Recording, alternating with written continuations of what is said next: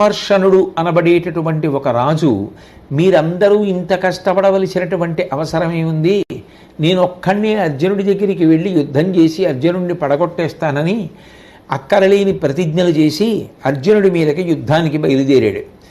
అర్జునుడు బయలుదేరి యుద్ధానికి వచ్చేటప్పుడే చూసి, ఈ దుర్మర్షనుడే ఇవాల్టి యుద్ధంలో మనకి ప్రథమ కబలం కావాలి, ఇతన్నే మొదటి ముద్దగా తినాలి అని చెప్పి ఆ యుద్ధాన్ని మొదలుపెట్టాడు.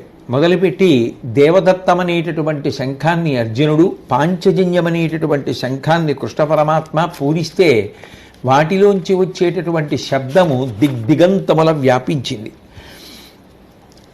ఆ ముందుకు వెళ్ళినటువంటి దుర్మర్షనుడు అర్జునుడితో యుద్ధం చెయ్యలేక ఆ యుద్ధభూమిని వదిలిపెట్టి పారిపోయాడు. అర్జునుడితో యుద్ధం చేస్తాను, అసలు వ్యూహంలోకి ప్రవేశించకుండా అడ్డుపడతాను అని చెప్పి వెళ్ళినటువంటి దుశ్శాసనుడు అర్జునుడి యొక్క ప్రతాపానికి తట్టుకోలేక ద్రోణాచార్యుల వారి చాటుకు పారిపోయాడు. అర్జునుడు ద్రోణాచార్యుల వారిని చూసి ఆయనకి నమస్కరించి, మీలుతలంపు శోభనము మీకుని చేయుము నాకు, పాండు భూపాలుని ధర్మనందనుని పంకజనాభుని ఎట్ల కావే, మత్పాలన వృత్తికీవు నిను ప్రార్థన చేసి భవత్ప్రసాద లీలాసితుండ మొన తలకంగా చొచ్చెద భుసురోత్తమా. ఓ ద్రోణాచార్య, మేలుతలంపు శోభనము మీకొని చేయుము నాకు, నాకు నువ్వు ఇవాళ గొప్ప శుభాన్ని చేకూర్చాలి. ఎందుచేత అంటే నన్ను పాండురాజు గారు ఎంత ప్రేమతో చూశాడో, ధర్మనందనుడైనటువంటి ధర్మరాజు గారు ఎంత ప్రేమతో చూస్తాడో, పంకజనాభుడైనటువంటి ఈ శ్రీకృష్ణ పరమాత్మ ఎంత ప్రేమతో చూస్తాడో, మీరు కూడా అంతే నన్ను అంత ప్రేమగా చూస్తారు. నేను ప్రార్థన చేసి భవత్ ప్రసాద లీలాలసితుండనై మొనతలంకగా చొచ్చద భుసురోత్తమా. మిమ్మల్ని ప్రార్థన చేసి మీరు అనుగ్రహిస్తే, మీరు అనుమతినిస్తే నేను ఈ వ్యూహాన్ని భేదించి లోపలికి వెళ్ళడానికి సిద్ధపడతాను అంటూ, నన్ను అశ్వత్థామను నీవనగా సరికూర్మి బెనిచి తట్లగుటను, ద్రోహిని సైంధవు చంపంగ పూనిన నా ఉచిత ప్రతిజ్ఞ నెరపుము కరుణన్. ఓ గురువుగారు, మీరు ఎప్పుడూ కూడా అసలు నాకు మీ కుమారుడైనటువంటి అశ్వత్థామకి భేదాన్ని చూడలేదు. మీ కడుపున పుట్టినటువంటి కొడుకైన అశ్వత్థామని ఎంత ప్రేమతో పెంచి పెద్ద చేశారో నన్ను కూడా అంత ప్రేమతోటి చూశారు. ఇవాళ నేను ఆ ద్రోహి అయినటువంటి సైంధవుణ్ణి సూర్యాస్తమయం లోపల సంహరిస్తాను అని ప్రతిజ్ఞ చేసి ఉన్నాను. కాబట్టి దయతో నా ప్రతిజ్ఞ నేను నెరవేర్చుకోవడానికి వీలుగా నాకు ఈ వ్యూహంలోకి ప్రవేశించడానికి, యుద్ధం ప్రారంభించడానికి అనుమతిని కటాక్షించండి అని ప్రార్థించాడు. అనుడు వలయగా అస్త్రగురుడు నరునిపై చూట్కి నాటించి, నన్ను గెలవకెట్లు సైంధవు చేరదంచేసే రథ్యములను హరియును అతడు అమ్ముల మునుంగా. ఆ ద్రోణాచార్యుల వారు ఓ చిన్న నవ్వు నవ్వి, చిన్న నవ్వలయగా అస్త్రగురుడు అర్జునుడు చేసినటువంటి ప్రార్థనకి ద్రోణాచార్యుల వారి యొక్క పెదవుల మీద చిన్న నవ్వు కనపడిందిట. ఎందుకని? నిజానికి అది కాల సంబంధమైనటువంటి విషయం. సూర్యాస్తమయం లోపల సైంధవుణ్ణి సంహరించడం అయిపోవాలి. ద్రోణాచార్యుల వారిని గెలిచి లోపలికి వెళ్ళేటటువంటి ప్రయత్నం కానీ అర్జునుడు చెయ్యడం మొదలు పెడితే అదే చాలా కాలహరణం అయిపోతుంది. కాబట్టి కేవల పౌరుష ప్రతాపాల్ని ప్రదర్శించడం ఒకటే కాదు, అక్కడ సమయోచిత ప్రజ్ఞ కూడా అవసరం. గురువుగారికి నమస్కారం చేసి వారి అనుమతి తీసుకుని వెళ్ళిపోతే ద్రోణుడు తీవ్రమైనటువంటి స్థితిలో అర్జునుణ్ణి నిగ్రహించేటటువంటి ప్రయత్నం చెయ్యడు. రెండు, గురువుగారి ఆశీర్వచనం ఉంటే తన కార్యం నెరవేరుతుంది అనేటటువంటిది అర్జునుడి యొక్క ప్రగాఢమైనటువంటి విశ్వాసం. కాబట్టి ఆ అర్జునుడు చేస్తున్నటువంటి ప్రయత్నానికి, ఆయన యొక్క సందర్భోచితమైన బుద్ధికి ద్రోణాచార్యుల వారు ఎంతో సంతోషించాడు. సంతోషించి అయినా కూడా నరునిపై చూట్కి నాటించి నన్ను గెలువకెట్లు సైంధవు చేరందంచేసే, నువ్వు అసలు నన్ను గెలవకుండా ఎట్లా సైంధవు చేరేదంచేసే, ఎట్లా సైంధవుణ్ణి చేరుకుంటావు? రథ్యములను హరియును అతడు అమ్ముల మునుంగా. ఆ ద్రోణాచార్యుల వారు వేసినటువంటి బాణ పరంపర వలన ఆ గుర్రములు, ఆ రథాన్ని తోలుతున్నటువంటి కృష్ణ పరమాత్మ, అలాగే అర్జునుడు అందరూ కూడా బాణములలో మునిగిపోయేటట్టుగా ద్రోణాచార్యుల వారు ఆ బాణ పరంపరని ప్రయోగించాడు. అయినా అర్జునుడు యుద్ధం చెయ్యడానికి అనుమతినిమ్మని ద్రోణాచార్యుల వారిని ప్రార్థన చేస్తే ద్రోణుడు అట్లాగే యుద్ధం చెయ్యమని ఉత్తర్వు ఇచ్చిన తరువాత ద్రోణుడికి అర్జునుడికి మధ్య భీకరమైనటువంటి సమయం సమరం జరుగుతోంది. అటువంటి సమరం జరిగేటటువంటి పరిస్థితులలో శ్రీకృష్ణ పరమాత్మ అర్జునుడితో మాట్లాడుతూ, ఇప్పుడు ద్రోణుడితో యుద్ధం చెయ్యడం అనేటటువంటిది అంత ప్రధానం కాదు, సైంధవుణ్ణి చంపడం ప్రధానం. కాబట్టి ఆలస్యం కానీయకుండా ఈ ఆచార్యుణ్ణి ఇక్కడతో వదిలిపెట్టేసి నువ్వు ఈ వ్యూహాన్ని భేదించి శకట వ్యూహంలోకి ప్రవేశించేటటువంటి ప్రయత్నం చెయ్యమని చెప్పాడు. అప్పుడు అర్జునుడు ఇక ద్రోణాచార్యుల వారితో చేస్తున్నటువంటి యుద్ధాన్ని అక్కడతో విస్మరించి వ్యూహంలోకి ప్రవేశించేటటువంటి ప్రయత్నాన్ని ప్రారంభం చేశాడు. అనవుడు క్రీడి నీదు హృదయంబున ఎయ్యది తోచె కృష్ణ, దానిన తగ చెయ్యువాడనని నిమ్మిగ పల్కిన, ప్రీతి కుంభజన్నునకు ప్రదక్షిణంబుగ సముద్ధతి ఆతడు తిరువోవనిచ్చిన, శరజాలముల్ వరగ చేయుచు పార్థుడు ఊచుండగన్. అయితే కృష్ణ, నువ్వు ఎలా నిర్దేశిస్తే మనం కార్యాన్ని అలాగే నెరవేరుద్దాం అని అర్జునుడు సమ్మతి తెలిపితే శ్రీకృష్ణ పరమాత్మ ఆ ద్రోణాచార్యుల వారికి ప్రదక్షిణ పురస్సరంగా రథాన్ని నడిపాడు. ప్రదక్షిణం చేశారు అంటే విశేషమైనటువంటి గౌరవాన్ని ప్రకటించారు అని గుర్తు. ఎప్పుడైనా ప్రదక్షిణం అన్న మాటకి గుర్తు ఏమిటంటే, దక్షిణం అంటే కుడి కదు, ప్రదక్షిణం ఎప్పుడూ కుడివైపునే ఉంచుట, దానిని ప్రదక్షిణం అంటారు. తనకి కుడివైపున ఏదైనా ఉంచితే అది తనకి పూజనీయము అని గుర్తు. ఇలా వెళ్ళి ఇలా వచ్చారనుకోండి, మీరు వెడుతున్నప్పుడు ఒక వస్తువు మనకి కుడి పక్కన ఉంటుంది, మళ్ళీ అట్నుంచి తిరిగి వచ్చేటప్పుడు ఆ వస్తువు మన ఎడం చేతి పక్కకి ఎడుతుంది. అట్లా కాకుండా వస్తువుని మధ్యలో ఉంచి దాని చుట్టూ నేను తిరిగాను అనుకోండి, ఒక ఆవుని దూడని మధ్యలో పెట్టి ఆవు దూడ చుట్టూ తిరుగుతున్నాను అనుకోండి, అవి ఎప్పుడూ నా కుడి చేతి పక్కన ఉంటాయి. అంటే అవి నా ఆత్మోద్ధరణ కారకములు, సర్వదా పూజనీయములు అని గుర్తు. తన కుడి చేతి వేపుకుండేటట్టుగా గుండ్రంగా తిరిగిన దానిని ప్రదక్షిణం అంటారు. అంటే విశేషమైనటువంటి గౌరవాన్ని ఆవిష్కరించడం.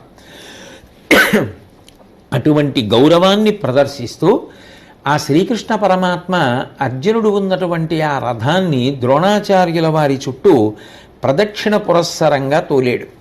తోలిన తరువాత ఆ అర్జునుడు బాణవర్షం కురిపిస్తూ వెళ్ళిపోతుంటే ద్రోణాచార్యుల వారు అర్జునుణ్ణి చూసి, కలవే ఎందును ఇట్టివి బలసూదన తనయ పగర పరిమాత్మక విచ్చలవిడి ప్రతిష్ఠితుడవగు తలచెదవు పొలునుకో అనుచు తగిలె బిరుందన్. నీ అంతట నువ్వుగా స్వేచ్ఛతో ప్రవర్తించాలని అనుకుంటున్నావు, నేను ఇక్కడ శత్రువుని ఉండి యుద్ధానికి పిలుస్తున్నాను. నువ్వు నాతో యుద్ధం చేయడం మానేసేసి శత్రువుని చంపడం మానేసేసి నీ అంత నువ్వే ఒక విధి విధానాన్ని నిర్ణయించుకొని ఇలా ప్రదక్షిణ పురస్సరంగా వెళ్ళిపోవడం నీకేమైనా బాగుందా అని ఆ ద్రోణాచార్యుల వారు అర్జునుడిని ప్రశ్న వేస్తుంటే ఆ అర్జునుడు రథంలో వెళ్ళిపోతూనే ద్రోణాచార్యుల వారికి సమాధానం చెప్పాడు. గురుడవుగాక పగతుడవే దురమున కుపితుడగు నిన్నెదుర్కొన నాకొక్కరునకు శక్యమే ఆ పురహరునకగుంగాక అనుచు అరుగుచు నుండెన్. మహానుభావ, మీరు మాకు గురువు గారు, మీరు నాకు శత్రువు కాదు. మీరు పిలిచారు కాబట్టి యుద్ధం చేసి తీరాలి, మిమ్మల్ని చంపడం అన్న మాట రాదు. ఎందుకంటే మీరు మాకు గురువు అయినా మీతో యుద్ధం చేసి గెలవడం అన్నది శివుడికి సాధ్యమేమో కానీ అన్యులకు సాధ్యమా? కాబట్టి మిమ్మల్ని గెలిచి వ్యూహంలోకి వెళ్ళాలి అనేటటువంటి ప్రసక్తి పెట్టుకోవడం సాధ్యం కాదు. కాబట్టి నేను వ్యూహప్రవేశం చేస్తాను అని చెప్పి అర్జునుడు బయలుదేరుతుంటే వెనక నుంచి ద్రోణాచార్యుల వారు కూడా ఆ అర్జునుడి యొక్క రథాన్ని కమ్ముకుంటూ వచ్చి యుద్ధం చేస్తూనే ఉన్నాడు. ఇద్దరి మధ్య ప్రబలమైనటువంటి యుద్ధం జరుగుతోంది. ఈలోగా ఆ కృతవర్మ అర్జునుడి యొక్క రథానికి అడ్డొచ్చి ఇద్దరి మధ్య యుద్ధం ప్రారంభమైంది. ఆ యుద్ధం ప్రారంభమైనప్పుడు వాడి బాణములను ప్రయోగించి అర్జునుడు ఆ కృతవర్మని మూర్ఛిల్ల చేయడానికి ప్రయత్నం చేస్తున్నప్పుడు కొంత సమయం పడుతుంది కదూ, యుద్ధం జరుగుతోంది. ఆ యుద్ధం జరుగుతున్న సమయంలో శ్రీకృష్ణ పరమాత్మ అన్నిటికన్నా ఎక్కువ ప్రాధాన్యత ఆ రోజు కాలమునకే ఇచ్చాడు. ఎంత తొందరగా వీలైతే అంత తొందరగా వీరులందరినీ దాటుకుంటూ సైంధవుడి దగ్గరికి వెళ్ళిపోవాలి తప్ప కనపడిన వాళ్ళందరినీ చంపడమే ప్రయత్నంగా పెట్టుకుంటే సైంధవుణ్ణి చేరేటప్పటికీ ఆలస్యం అయిపోతే సూర్యాస్తమయం అయిపోతే దానివలన అర్జునుడికి ప్రమాదం ఏర్పడుతుంది. కాబట్టి శ్రీకృష్ణ పరమాత్మ అర్జునుడిని హెచ్చరిస్తే ఆ శ్రీకృష్ణ పరమాత్మ యొక్క హెచ్చరికని పాలించినటువంటి ఆ అర్జునుడు ఆ కృతవర్మ మూర్ఛ పడిపోయేటట్టుగా చేసి ఆ వ్యూహంలోకి ముందుకుని చొచ్చుకొని వెళ్ళిపోతున్నాడు. అర్జునుడు ఆ శృతాయుధుడు మొదలైనటువంటి అనేక మంది మహారథికులందరినీ కూడా సంహరించడానికి ప్రయత్నం చేస్తూ ఆ వ్యూహంలోకి ప్రవేశిస్తున్నాడు. ఆ శృతాయుధుడు అనబడేటటువంటి వీరుడు సాక్షాత్తుగా వరుణుని యొక్క కుమారుడు. ఆ వరుణుడు ఆయనకి ఒక గొప్ప గదనిచ్చాడు. ఆ గద చేతిలో ఉన్నంతసేపు శత్రువుల్ని ఆయన సంహరించగలడు తప్ప ఆయన శత్రువుల చేత సంహరింపబడడం అంత తేలికైనటువంటి విషయం కాదు. ఆ శృతాయుధుడు ఆ వరుణుడిచ్చినటువంటి గదని పట్టుకుని ఉన్నంతసేపు శత్రువుల చేత ఆక్రమింపబడని వాడై ఉంటాడు. కానీ యుద్ధానికి సిద్ధంగా లేనటువంటి వ్యక్తి ఎవరి మీదనైనా ఆ గదని కానీ శృతాయుధుడు ప్రయోగిస్తే దాని వలన అది ప్రయోగించిన వాడెవరో వాణ్ణే చంపేస్తుంది. అంటే యుద్ధానికి సిద్ధంగా లేని వాడి మీద ఆ గదని ప్రయోగించకూడదు. అది శృతాయుధుడికి తెలుసు. కానీ కృష్ణ పరమాత్మ చేస్తున్నటువంటి రథసారథ్య ప్రౌఢి ఆ అర్జునుడు తనకి దొరకకుండా చేస్తోంది అనేటటువంటి అక్కసు చేత కాలము ప్రాప్తమైనమది కానడయన్నియమంబు మీది నీ పాలకుడప్పుటట్లగుట పంకజనాభుని వైచ ఆతడాభీల గదన్ తదంశమున పెట్టిన నూతన పుష్పమాలయుంబోలి వెలింగె కానియది భూవరా వంపదయించుకేనియున్. యుద్ధం చెయ్యకుండా రథాన్ని తోలుతున్నటువంటి కృష్ణ పరమాత్మ మీద కోపంతో ఆ శృతాయుధుడు ఆ గదని తీసుకెళ్ళి కృష్ణుడి మీదకేస్తే అది కృష్ణుడికి తాకి ఆయన మెడలో అప్పుడే వికసించినటువంటి పుష్పములతో కూడుకున్నటువంటి మాల ఎట్లా కంఠంలో పడుతుందో అలా పడి మళ్ళీ తిరిగి వచ్చి ఆ శృతాయుధుణ్ణే చంపేసింది. ఈ గద వచ్చి శృతాయుధుణ్ణి చంపే లోపలే అర్జునుడు ఆ శృతాయుధుని యొక్క 2 చేతులు నరికేశాడు. ఆ విధంగా ఆ శృతాయుధుడు మరణించాడు. తదనంతరం కాంభోజరాజు అర్జునుణ్ణి ఎదుర్కొన్నాడు. తీవ్రమైనటువంటి వాడి బాణములను ప్రయోగించి కాంభోజరాజు యొక్క గుండె బద్దలు కొట్టి ఆ కాంభోజరాజు సుదక్షిణుడు నేల మీద దొర్లుతూ పడి మరణించగా అర్జునుడు ముందుకు బయలుదేరి వెళ్ళిపోతున్నప్పుడు శూరసేన, శిబి, వసాతి మొదలైనటువంటి వాళ్ళందరూ కూడా అర్జునుణ్ణి చుట్టముట్టారు. వాళ్ళందరినీ కూడా అర్జునుడు హతమార్చాడు. తర్వాత శృతాయువు, ఆయుతాయువు అర్జునుడికి 2 పక్కలా నిలబడి వేల సంఖ్యలో బాణాలు వేసి అర్జునుడిని నొప్పించేటటువంటి ప్రయత్నం చేశారు. అయినా వెంటనే అర్జునుడు శ్రీకృష్ణ పరమాత్మ యొక్క ప్రేరణ చేత ఐంద్రాస్త్రాన్ని ప్రయోగించి వాళ్ళందరినీ కూడా హతమార్చాడు. వాళ్ళందరూ కూడా శరీరాలు చిన్న చిన్న ముక్కలైపోయి రథాలన్నీ భగ్నమైపోయి నేల మీద పడిపోయారు. నిజంగా అది చాలా క్లిష్టమైనటువంటి సన్నివేశం. ఎందుకని అంటే అవతల సూర్యాస్తమయం లోపల సైంధవుణ్ణి పరిమార్చడం పూర్తయిపోవాలి. కాలం అనేటటువంటిది ఎవరి కొరకు ఆగేది కాదు, అది నిరంతరం వెళ్ళిపోతూ ఉంటుంది. వెళ్ళిపోతున్నప్పుడు కాలం మీదే దృష్టి పెట్టి తొందరగా వెళ్ళిపోవాలి అని చెప్పి యుద్ధం చేయకుండా వెళ్ళిపోవడానికి అది రహదారి కాదు. కేవలం అర్జునుడు సూర్యాస్తమయం లోపల సైంధవుణ్ణి చేరకుండా ఉండేటట్టు చూడటమే లక్ష్యంగా పెట్టుకున్నటువంటి కురువీరులు అదే కార్యక్రమంగా అర్జునుడికి అడ్డొస్తుంటే అంతమందిని తెగటారుస్తూ ఆ రథాన్ని నడపడం కృష్ణుడికి ఎంత కష్టసాధ్యమైన విషయమో యుద్ధం చేయడం అర్జునుడికి కూడా నిజానికి అంత కష్టసాధ్యమైనటువంటి విషయం. నిజంగా ఆ ఇద్దరి యొక్క సమన్వయంలో అంత గొప్పగా ఆ రోజు యుద్ధం జరిగింది. ఈలోగా దుర్యోధనుడు పురికొల్పితే కాళింగులు, దక్షిణ దిక్కులో ఉండేటటువంటి అంగబలాలు, అనేక మందితో కూడుకున్నటువంటి గుంపులు కలిసి విజృంభించి ఏనుగుల యొక్క పెద్ద పెద్ద సమూహాలతో కలిసి అర్జునుణ్ణి ఎదుర్కొన్నాయి. ఆయన వెంటనే గాంధీవానికి సంధించినటువంటి బాణ పరంపర చేత ఆ ఏనుగుల గుంపులనన్నింటినీ కూడా ముక్కలుగా తరిగేసి వచ్చినటువంటి సైన్యాన్నంతటినీ కూడా అందరూ ఆశ్చర్యపడిపోయేటట్టుగా సంహరించాడు. తదనంతరం యవనులు, పారదులు, శకులు మొదలైనటువంటి వాళ్ళందరూ గుంపులుగా వేల మంది సైనికులు అర్జునుడి మీద వచ్చి పడ్డారు. అడవిని దావాగ్ని ఎలా కాల్చేస్తుందో అలా అర్జునుడు వాళ్ళందరినీ కూడా సంహరిస్తూ ముందుకు వెడుతున్నాడు. వాళ్ళంటే ఒకరి తర్వాత ఒకరు వస్తున్నారేమో కానీ అర్జునుడికి మధ్యలో ఒక్క 5 నిమిషాల వ్యవధి లేదు. అట్లా యుద్ధం చేసి ముందుకు వెడుతూనే ఉన్నాడు. అర్జునుడు ఆ వ్యూహాన్ని భేదించి వచ్చేస్తున్నాడు చాలా దూరం. ఇంతమందిని సంహారం చేసేశాడనేటటువంటి బాధ అక్కసుగా మారిపోయి ఆ దుర్యోధనుడు తాను చేయగలిగినటువంటిది లేక ద్రోణాచార్యుల వారి దగ్గరికి వెళ్ళి నేను అవలీల దాటి ప్రజ నేలకు గోలకు తెచ్చుచున్న అర్జును తల ఎత్తి అయిన అటు చూడవు, పాండవ పక్షపాతి నీ మనమటుగాన ఎప్పుడును మా దశ కప్ప ఇలుంగు పామవయ్యునికి ఎరుంగ వచ్చే అటు లూరగగా వరమిచ్చినాడవు.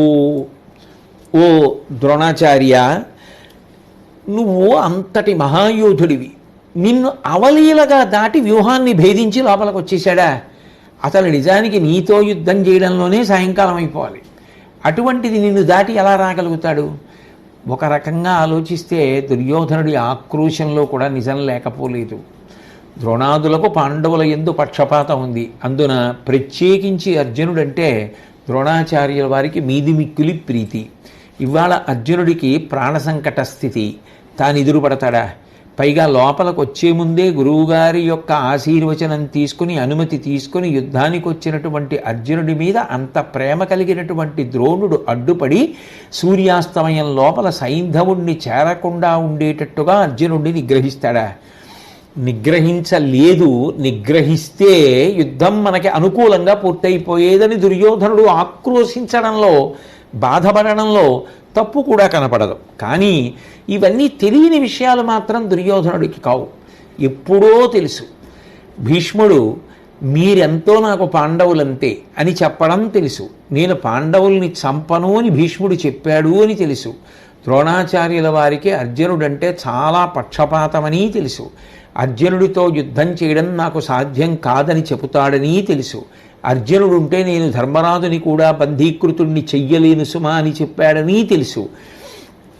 తెలిసి ఇంకా ద్రోణుడు ఏదో చెయ్యలేదని అనుకోవడం ఉందే, అదే దుర్యోధనుడి యొక్క మూర్ఖత్వం. ఇన్ని తెలిసి తనకేదో జరిగిపోతుంది, ఎవరో ఏదో చెయ్యాలి అన్న ఆలోచన ఉందే, అది వాస్తవానికి విరుద్ధంగా ప్రవర్తించడం కాదా? ఒక మనిషి జీవితంలో ఓడిపోయేది ఎప్పుడు అంటే ఏది యథార్థమో, ఏది జరుగుతుందో, ఏది వాస్తవమో అది తెలిసి కూడా అది అలా జరగదేమో అని ఆశ పెట్టుకుని ప్రవర్తించడం, వాస్తవానికి దూరంగా బ్రతుకుదాం అనుకోవడం జీవితంలో సంఘర్షణని కొని తెచ్చుకోవడం అవుతుంది. వాస్తవాన్ని వాస్తవంగా అంగీకరించగలిగిన నాడు ఇంత సంఘర్షణ పడవలసిన అవసరం ఉండదు. అందుకే దుర్యోధనుడి జీవితం ఎవరు సర్వసైన్యాధిపతిగా వచ్చినా నిరంతర సంఘర్షణగానే కొనసాగుతోంది. బయట యుద్ధం చేస్తున్నాడు, లోపల కూడా ఏనాడు సంతృప్తి పొందాడు కనుక. కాబట్టి ఆ ద్రోణుడి దగ్గరికి వెళ్ళి నిన్ను దాటి అసలు అర్జునుడు వ్యూహంలోకి ప్రవేశించడం ఏమిటి? అది ఎలా సాధ్యం అవుతుంది? నువ్వు తల ఎత్తి అర్జునుడి వైపు కూడా చూడవు, అర్జునుడిని నిగ్రహించేటటువంటి ప్రయత్నం చెయ్యవు. ఎందుకని అంటే నీకున్నటువంటి పాండవ పక్షపాతం అటువంటిది. అది ఇప్పుడు తెలిసిందా? నిన్నటి రోజున అభిమన్యుడంత యుద్ధం చేస్తుంటే అంత పొంగిపోయి విజయుడి కుమారుడు చూడండి ఎంత బాగా యుద్ధం చేస్తున్నాడో అని దుర్యోధనుడు వినాలని కృపాచార్యుడితో ద్రోణుడు మాట్లాడినప్పుడే బయటకు వచ్చేసింది కదా. అంతగా అర్జునుడి యందు ప్రీతి ఉన్నవాడు నిజంగా చెప్పాలంటే కడుపున పుట్టిన కొడుకైన అశ్వత్థామ కన్నా అర్జునుడంటేనే ద్రోణాచార్యుల వారికి ఎక్కువ ప్రీతి అని లోకమంతా తెలిసిన విషయం. అటువంటిది ప్రాణ సంకట స్థితి అర్జునుడికి ఉంటే సాయంకాలం లోపల సైంధవుణ్ణి సంహరిస్తానని ప్రతిజ్ఞ చేస్తే అర్జునుడి ద్రోణుడు నిగ్రహిస్తాడని ఆశ పెట్టుకోవడం ఎంత అవివేకం, వాస్తవానికి దూరంగా బ్రతకడం కాదు. కాబట్టి పాండవ పక్షపాతి నీ మనమటుగాన, నీకెప్పుడూ పాండవుల మీద మనస్సు ఉంటుంది. పాము కప్ప గొంతుకతో అరిస్తే ఎలా ఉంటుందో నువ్వు మా పట్ల ప్రవర్తించడం అలా ఉంది. కప్ప అరిస్తే పాము వెళ్ళి ఇక్కడ కప్ప ఉంది అని తెలుసుకొని పట్టుకుంటుంది. కప్పే పాములా అరిస్తే, అది పామే కప్పలా అరిస్తే ఆ పక్కన ఉన్న కప్ప ఏమనుకుంటుంది? అక్కడ కప్పే ఉందనుకుని దగ్గరికి ఎడుతుంది. కప్పని తినేయవలసినటువంటి పాము కప్ప అరుపు విని కప్ప దగ్గరికి వెళ్ళడం మానేసి పామే కప్పలా అరవడం మొదలు పెడితే మనమైనా ఏమనుకుంటాం? అక్కడ కప్ప ఉందనుకుని ఎడతాం, అది పాము. ఎంత ప్రమాదం! కప్పకి పాముకి ఎంత తేడా! పాము పావులా ఉండాలి కానీ పాము కప్పలా అరిస్తే ఉపద్రవం రాదు. నువ్వు పామువి కప్పలా అరుస్తున్నావు, పైకి మాతో అనుకూలంగా ఉన్నట్టుగా ఉంటావు ద్రోణాచార్య, కానీ నిజానికి నీ మనసంతా అర్జునుడి వైపు ఉంటుంది. ఒకవేళ మాకు వరం ఇచ్చినట్టే నీకేమీ పర్వాలేదు, మీ మనసు ఎప్పుడూ ప్రశాంతంగా ఉండేటట్టుగా నేను చూస్తానులేండి, అటువైపు యుద్ధం చేస్తున్నా మీ మనసుకి నిప్పి పెట్టకుండా నేను ప్రవర్తిస్తానని అటు కూడా ఏమైనా వరం ఇచ్చావా? ఇక చేసేవాడికి కూడా చెయ్యాలనిపిస్తుందా? అవతలవాడి మనసు తూట్లు పడేటట్టుగా మాట్లాడడం అనేటటువంటిది దుర్యోధనుడికి వెన్నతో పెట్టిన విద్య. దానిచేతనే యుద్ధం చేసేవాడికి కూడా విసుగొస్తుంది. రెండు, యుద్ధం చేసేటటువంటి వాడికి అపారమైనటువంటి దృష్టి కేంద్రీకరణ ఉండాలి. తప్పు జరిగినా ఎప్పుడు ఎక్కడ ఎలా మాట్లాడాలో అలా మాట్లాడాలి, అయిపోయిన తరువాత చెప్పవలసిన విషయం చెప్పాలి. అంతేకాని యుద్ధభూమిలో పట్టుకుని పరుషవాక్యాలు మాట్లాడితే చేసేవాడు కూడా చేయడు. అదే పరిస్థితి ద్రోణాచార్యుల వారి దగ్గర తెచ్చుకుంటాడు. కాబట్టి నిన్ను నమ్మి యొండు వలనికి జనక జయధ్రదుడు నిలిచే సైన్యములో ఆతని చంపెడు తేనియ పూసిన కత్తివి కాక మానిసివే ఊహింపన్. నువ్వున్నావని నమ్మి కదా ద్రోణాచార్య ఆ సైంధవుడు ఎక్కడికి పారిపోకుండా మన సైన్యం మధ్యలో ఉండిపోయాడు. మనమందరం ఉన్నాం. సాయంకాలం లోపల సూర్యాస్తమయం లోపల ఆ అర్జునుడు తన తల తరిగేయకుండా కాపాడతామని నమ్మి ఉండిపోయాడు. లేకపోతే ఎప్పుడో ఎక్కడికో అక్కడికి పారిపోయేవాడు, బతికి ఉండేవాడు. కానీ మనందరం కలిపి ఏం చెప్పాం? నీకేం పర్వాలేదు, మేము ఉన్నాం, కాపాడతాం అన్నాం. అందరం అన్నా అతను ప్రధానంగా ఎవరిని నమ్మాడు? నిన్ను నమ్మాడు. ఎందుకని? నువ్వు అర్జునుడిని నిగ్రహించగలవు గనక. నువ్వేం చేశావు? తేనె పూసిన కత్తిలా నీకెందుకు ఏం భయం లేదని మాటిచ్చి అర్జునుడిని లోపలికి వదిలేశావు. ఇది ఎంత ప్రమాదకరమైనటువంటి పని అని చెప్పి నువ్వు తేనె పూసినటువంటి కత్తి వంటి వాడివి, నువ్వు మనిషివే అని తనకి జరగవలసిన పని గుర్తొచ్చింది. ఇప్పుడు ఆయనతో పేచీ పెట్టుకుంటే ఆయన నాకు ఈ పదవి వద్దు, ఏ గొడవ వద్దని వెళ్ళిపోయాడు అనుకోండి, లేనిపోని ప్రమాదం. అందుకని జరగవలసినటువంటి పని గుర్తొచ్చి దుర్యోధనుడు ఆ ద్రోణాచార్యుల వారితోటి సైంధవునకు అడ్డమున్న రాజవ్రజంబు పార్థురాకకు వెలవెల బరజొచ్చే ఆర్తి పలుకున మాటల కలుగకట చావకుండంగా ఆతని కావవయ్యా. ఓ ద్రోణాచార్య, నేను అన్నానని మనసులో కోపం పెట్టుకోకయ్యా. ఆ సైంధవుడికి అడ్డం పడినటువంటి రాజులున్నారే వాళ్ళందరూ కూడా అర్జునుడు వచ్చేస్తున్నాడు అని చెప్పి బెంగ పెట్టేసుకుంటున్నారు. కాబట్టి ఆ సైంధవుడు అర్జునుడి బారిన పడకుండా ఎట్లాగో అలా నువ్వు అడ్డవయ్యా. నీకు అటువంటి స్ఫూర్తి, బుద్ధి, అన్నీ ఉన్నాయి కాబట్టి అని బ్రతిమాలుకున్నాడు. అంటే ద్రోణాచార్యుల వారు దుర్యోధనుడితో మాట్లాడుతూ, నీ మాటకు మా అశ్వత్థామ వచనములకు నే బదరుదునే, విను మా దామోదరు మతి ముంగలిగా మారుత వేగ ఘోటక స్ఫురణమెయిన్. చూడు, నువ్వు మాట్లాడినా మా అశ్వత్థామ మాట్లాడినా నాకు రెండిటికీ భేదం లేదు. నా కొడుకెంతో నువ్వు అంతే, శిష్యుడు కొడుకుతో సమానమేగా. కాబట్టి నీ మీద నాకు ఏ విధమైనటువంటి భేదబుద్ధి లేదు. కానీ వినుమా దామోదరు మతి ముంగలిగా మారుతవేగ ఘోటక స్ఫురణమయిన్. ఆ దామోదరుడున్నాడే కృష్ణ పరమాత్మ, ఆ కృష్ణ పరమాత్మ యొక్క సారథ్యం వైభవం కారణంగా ఆ రథం అసలు వాయువేగంతో వెడుతోంది కదా. అంత వాయువేగంతో వెడుతున్నటువంటి ఆ రథాన్ని నిగ్రహించి సైంధవుడి దాకా వెళ్లకుండా చెయ్యడం అంత తేలికైన పనే అంటూ, చనునప్పుడు అతని ఎమ్ములు వెనుక ప్రజం తాకుచుండు వివత్సుని నీ చననీక యాగువాడని కనికని ఇటులేల పలుక కౌరవనాథ. ఇది నిజంగా ఒక పరమాద్భుతమైనటువంటి విషయాన్ని చెప్తున్నాడు ద్రోణాచార్యుల వారు. ఆ రోజు శ్రీకృష్ణ పరమాత్మ రథాన్ని నడిపినటువంటి తీరు అంత అద్భుతం. నిజంగా కృష్ణ పరమాత్మ అంత వేగంతో అలా రథాన్ని నడిపి ఉండకపోతే ఎప్పటికీ అర్జునుడు సైంధవుడి దగ్గరికి ఎడతాడు. ఆ కృష్ణ పరమాత్మ సారథ్యం చేస్తున్నటువంటి రథంలో కూర్చున్నటువంటి అర్జునుడు ఎదురుగుండా ఎక్కడో నిలబడి ఉన్నటువంటి ఒక యోధుడి మీదకి బాణం వేస్తేట, ఆ బాణం వెళ్ళి ఆ యోధుడికి గుచ్చుకునేటప్పటికి ఈ రథం ఆ యోధుడిని దాటి వెళ్ళిపోతుందిట. ఈ యోధుడు వెనక్కి వెళ్ళిపోయిన తర్వాత ఆ బాణం వెళ్ళి అతనికి గుచ్చుకుంటుందిట. అంటే బాణం యొక్క వేగం కన్నా రథం యొక్క వేగమే ఎక్కువగా ఉంది. అర్జునుడు ప్రయోగించినటువంటి బాణ వేగం కన్నా కృష్ణ పరమాత్మ యొక్క సారథ్య శక్తి వలన రథమే అంత వేగంగా వెళ్ళిపోతుంది. అంత వేగంగా అర్జునుడు ఆ కృష్ణ పరమాత్మ రథాన్ని నడుపుతూ ఉంటే, అర్జునుడు బాణప్రయోగం చేస్తుంటే దాన్ని నిలువరించడం తేలిక. దుర్యోధన, ఏదో మాట్లాడేస్తున్నావు తప్ప అసలు నువ్వు ఈ విషయాన్ని గమనించావా? అంతేకాదు, అవతల పాండవ సైన్యం ధర్మరాజు, దుష్టర్జుమ్నుడు, విరాటరాజు, ద్రుపదుడు, శిఖండి, భీముడు, నకులుడు, సహదేవుడు ఇంతమంది వచ్చేస్తున్నారు. ఇప్పుడు వీళ్ళందరినీ కూడా నిలువరించాలి. వీళ్ళందరినీ నిలువరించకపోతే వీళ్ళందరూ అర్జునుడికి సాయం అవుతారు. అర్జునుడికి సాయం అయితే సైంధవుడికి అడ్డుగా ఉన్నటువంటి సైన్యాన్ని వాళ్ళు తొందరగా పడగొట్టేస్తారు. కాబట్టి నేను యువతల సైన్యాన్ని నిలువరించాలి. అన్నింటినీ మించి అందరి రాజుల మధ్యలో నేను ఒక పెద్ద ప్రతిజ్ఞ చేశాను. ధర్మరాజుని ప్రాణములతో బంధించి తీసుకొచ్చి నీకు అప్పచెప్తానని చెప్పాను. ఇవాళ అర్జునుడు సైంధవుణ్ణి పట్టుకోవాలనేటటువంటి బుద్ధితో వెళ్ళిపోతున్నాడు.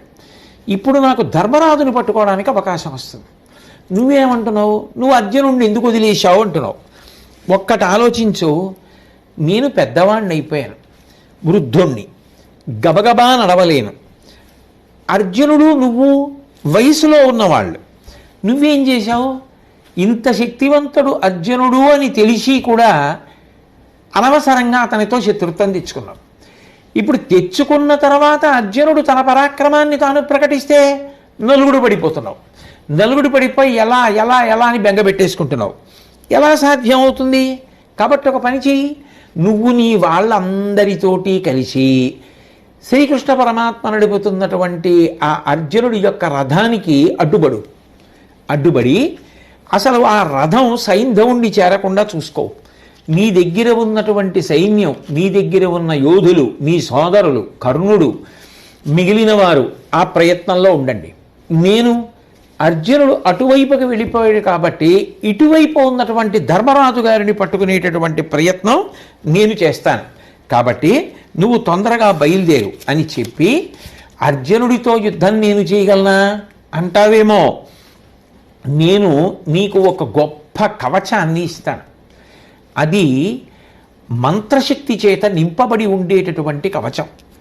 అది మొట్టమొదట దేవతలను కాపాడడం కోసము అని చెప్పి సృష్టికర్త అయినటువంటి చతుర్ముఖ బ్రహ్మగారు దేవేంద్రుడికి ఇచ్చాడు. దేవేంద్రుడు తదనంతరం దాన్ని అంగిరసుడికి ఇచ్చాడు. అంగిరసుడు బృహస్పతికి ఇచ్చాడు. బృహస్పతి అగ్నివైశ్యుడికి ఇచ్చాడు. అగ్నివైశ్యులు దుర్యోధన నాకిచ్చాడు అని చెప్పి ద్రోణాచార్యుల వారు ఆ బంగారు కవచాన్ని తీసి దానిని అనేక మంత్రములతో అభిమంత్రించి మంత్రశక్తిని నింపి దుర్యోధనుడికి ఇచ్చి ఈ కవచాన్ని కట్టుకుని అర్జునుడికి ఎదురెళ్ళు, పిడుగుల లాంటి బాణాలు ప్రయోగించినా అవి ఈ కవచాన్ని భేదించవు. నీ కవచాన్ని భేదించవు కాబట్టి నువ్వు ఇప్పుడు ఎంతసేపు అయినా అర్జునుడితో యుద్ధం చేయగలవు. నువ్వు ఎదురుపడి నిలబడి అర్జునుడిని ఆపు, నీ వారందరితో కూడా వెళ్ళు, నీకింత గొప్ప కవచం కూడా ఇస్తున్నాను కదా అని మంత్రపూరితమైనటువంటి ఆ కవచాన్ని దుర్యోధనుడికి ఇచ్చాడు. పరమ సంతోషంతో దుర్యోధనుడు ఆ కవచాన్ని కట్టుకుని అర్జునుడిని నిలువరించేటటువంటి ప్రయత్నంలో యుద్ధానికి బయలుదేరాడు. ఇక్కడ ద్రోణాచార్యుల వారికి దృష్టద్యుమ్నుడికి ఇద్దరి మధ్య భయంకరమైనటువంటి పోరు ప్రారంభమైంది. ఎంత గొప్ప యుద్ధం జరిగిందన్నారంటే తిక్కన గారు, నడుమ భానుదాల్చున భముగనుంగొని దాని మిగుల బుద్ధి ధరణి భానుయుగము దాల్చెననగ నొప్పిరి తీవ్ర తేజమున గురుడు ద్రుపద సంభవుండు. భూమికి ఒక కోరిక పుట్టిందిట. ఆకాశంలో ఎప్పుడు సూర్యుడు ఉంటాడు, అందుకే ఆకాశం అంత కాంతివంతంగా ఉంటుంది. ఆకాశంలో ఒక సూర్యుడు ఉంటే ఇవాళ నేను ఇద్దరు సూర్యుల్ని నా మీద ప్రకాశించేటట్టు చేస్తానని భూమి అనుకుందా ఏమి అన్నట్టుగా ద్రోణుడు దృష్టద్యుమ్నుడు అంత గొప్ప యుద్ధం చేశారట. భూమి మీద ఉన్నటువంటి ఇద్దరు సూర్యులా అన్నంత తేజస్సుతో యుద్ధం చేశారు. ద్రోణాచార్యుల వారు ఆ దృష్టద్యుమ్నుడితో యుద్ధం చేసేటటువంటి సమయంలో అపారమైనటువంటి క్రోధమునకు వశుడై రోషకసాయిత నేత్రుడై ఆ దృష్టద్యుమ్నుడిని నిగ్రహించేటటువంటి ప్రయత్నంలో చిట్ట చివరి వరకు వచ్చాడు. ఆ సమయంలో సాత్యకి జోక్యం చేసుకొని ఆ ద్రోణాచార్యుల వారు దృష్టద్యుమ్నుడి మీద ప్రయోగిద్దామనుకున్నటువంటి ఆయుధాన్ని తొలగతోశాడు.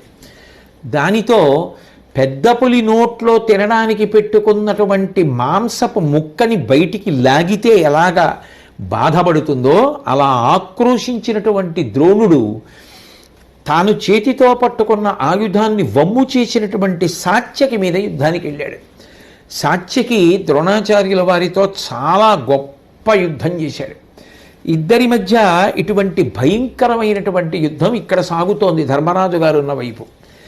ఈ సాగుతున్న సమయంలో అర్జునుడు కృష్ణ పరమాత్మ రథంలో సైంధవుడు ఉన్న దిక్కుగా వెడుతున్నారు. కనపడ్డ వాళ్ళనందరినీ కనపడ్డట్టుగా సంహారం చేస్తూ ముందుకెడుతున్నారు.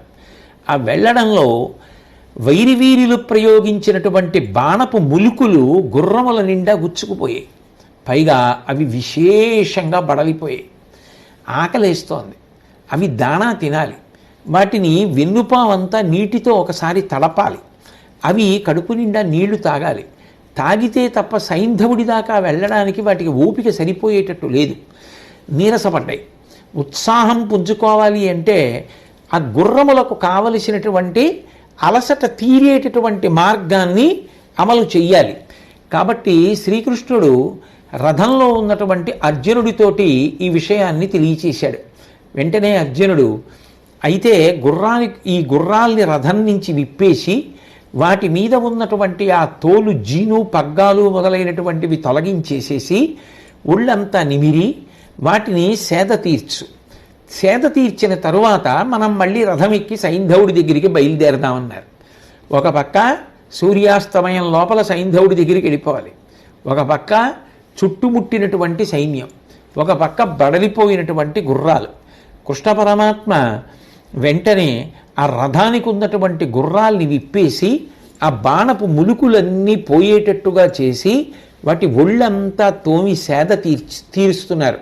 ఈలోగా అర్జునుడు నేల మీదే నిలబడి పరమ భయంకరమైనటువంటి యుద్ధం చేస్తూ గాంధీవం ద్వారా బాణ పరంపరలు కుప్పించి వచ్చినటువంటి ప్రతివీరులందరినీ పడగొడుతున్నాడు. శ్రీకృష్ణ పరమాత్మ చూసి అర్జునుడితో మాట్లాడుతూ అన్నారు, విన్ను మునుగ దివియగలేకున్నను త్రావతగు నీళ్లు ఒదవిన హయముల్ నిన్ను గెలిపించు ననవుడు కన్నులనగి అర్జునుండు కలవివే అనుచున్. ఓ అర్జున, ఇవి వెన్ను మునిగేటట్టుగా ఒక చెరువు లాంటి దాంట్లోకి దిగితే గుర్రాలు వెంటనే అవి పొందినటువంటి శ్రమని పోగొట్టుకుంటాయి. ఇప్పుడు యుద్ధభూమిలో చెరువు ఎక్కడి నుంచి వస్తుంది? కాబట్టి ఇప్పుడు చెరువు లేకపోవచ్చు, వెన్ను మునిగేటట్టుగా ఇవి నీటిలోకి దిగలేకపోవచ్చు, కానీ త్రాగటానికి నీళ్లు కావాలి. కనీసం త్రాగటానికి నీళ్లు దొరికితే ఈ గుర్రాలు తప్పకుండా నిన్ను గెలిపిస్తాయి, రథాన్ని అంత ఉత్సాహంగా మళ్ళీ లాగుతాయి. కాబట్టి అటువంటి నీళ్ళు ఎక్కడైనా ఉన్నాయా అని అడిగాడు. నిజంగా కృష్ణ పరమాత్మకి తెలియక ఆ అర్జునుడి యొక్క శక్తి లోకానికి తెలియచేయాలి. ఇన్ని ప్రతిబంధకాలు వస్తున్నా కూడా మొక్కవోని ఉత్సాహంతో నిలబడగలిగినటువంటి అర్జునుడి యొక్క శీల వైభవం ప్రత్యేకించి యువతకు ఆదర్శం. కాలంలో పూర్తి చెయ్యవలసినటువంటి ఒక లక్ష్యాన్ని పూర్తి చెయ్యడానికి బయలుదేరినటువంటి వాడికి అన్నీ అనుకూల పరిస్థితులే ఉండవు. ఒక్కొక్కసారి పరమ భయంకరమైన ప్రతికూల పరిస్థితులు రావచ్చు.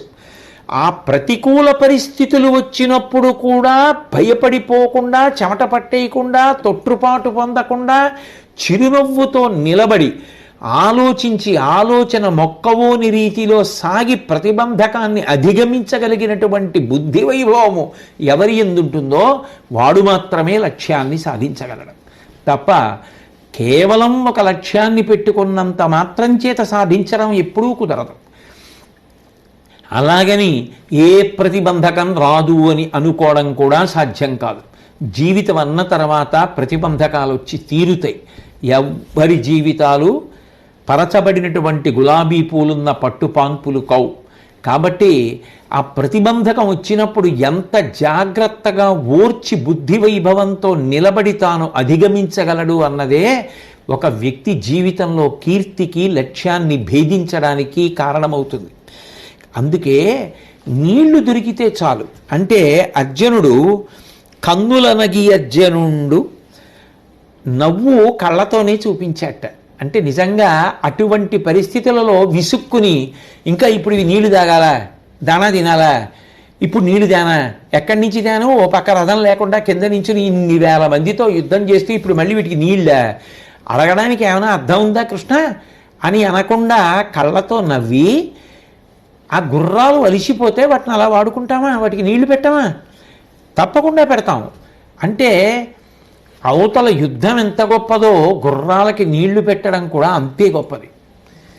అంటే లోపల ఉన్నటువంటి ఆ ప్రేమ భావన చెదిరిపోయిన వాడు కాదు. అన్ని బాణములు ప్రయోగించి అన్ని వేల మందిని చంపుతున్నా లోపల ఉండవలసినటువంటి ఆ హృదయ సౌకుమార్యం అలాగే ఉంది. అది సాధించగలిగిన వాడు, ఆ ఆర్ద్రత మనసులో చెదరకుండా ఉండిపోయిన వాడెవరో వాడు సౌశీల్యవంతుడు.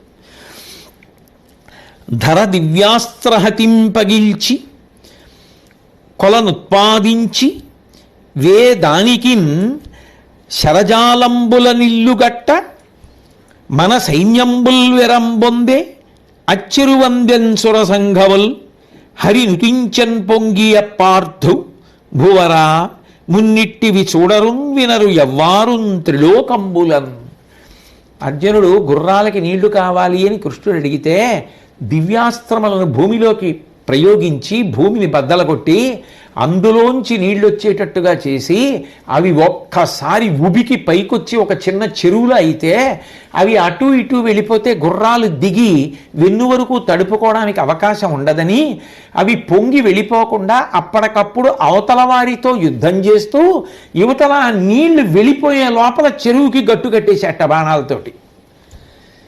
చెబుతున్న సంజయుడు ధృతరాష్ట్రుడితో చెప్తూ అన్నాడు, ఇది చూసి శ్రీకృష్ణ పరమాత్మ పొంగిపోయాట. పొంగిపోయి అర్జునుణ్ణి పొగిడేట. అంటూ సంజయుడు అన్నాడు, భూవరా ఓ ధృతరాష్ట్ర మున్నిట్టివి చూడరున్ వినరు ఎవ్వారున్ త్రిలోకంబులన్. 3 లోకాల్లో ఎప్పుడైనా ఎక్కడైనా ఎవరైనా ఇలాంటిది చూశారా, విన్నారా? అసలు ఎంత ఆశ్చర్యం. రథం మీద లేడు, భూమి మీద ఉన్నాడు. చుట్టూ వేల మంది కత్తులు విసిరేవాళ్ళు, బాణాలు విసిరేవాళ్ళు, బల్యాలు విసిరేవాళ్ళు, ఈటులు విసిరేవాళ్ళు. గుర్రాలకి తగలకుండా కాపాడుకుంటూ, కృష్ణుడికి తగలకుండా కాపాడుకుంటూ, తనకి తగలకుండా కాపాడుకుంటూ ఇన్ని వేల మందిని ఒక క్రీడలో పాల్గొన్నట్టు, పెళ్ళికెళ్ళినట్టు నవ్వు చెదరకుండా పరిమారుస్తూ, భూమిలోకి బాణం కొట్టి ఒక్కసారి నీళ్ళొస్తే అవి ప్రవహించి వెళ్ళిపోకుండా చెరువులా నిలబెట్టడానికి ఇటు తిరిగి బాణములను ప్రయోగిస్తూ గట్టు కట్టి చెరువు చేస్తే అసలు లోకంలో ఎవడైనా ఊహిస్తాడయా ధృతరాష్ట్ర మహారాజా? ఇది అర్జునుడి యొక్క శక్తి. అటువంటి వాడితో నీ కొడుకు యుద్ధానికి వెళ్ళాడు. బతికుందామనే, విజయం సాధిద్దామనే. ఇంత ధైర్యం ఉన్నవాడు, మొక్కవోని పరాక్రమం ఉన్నటువంటి వాడు, అంత గొప్పగా చెదిరిపోని మనసు కలిగినటువంటి వాడు. అటువంటి వాడు ఎక్కడుంటాడో వాడు కార్యాన్ని సాధించి తీరుతాడు. స్వస్తి.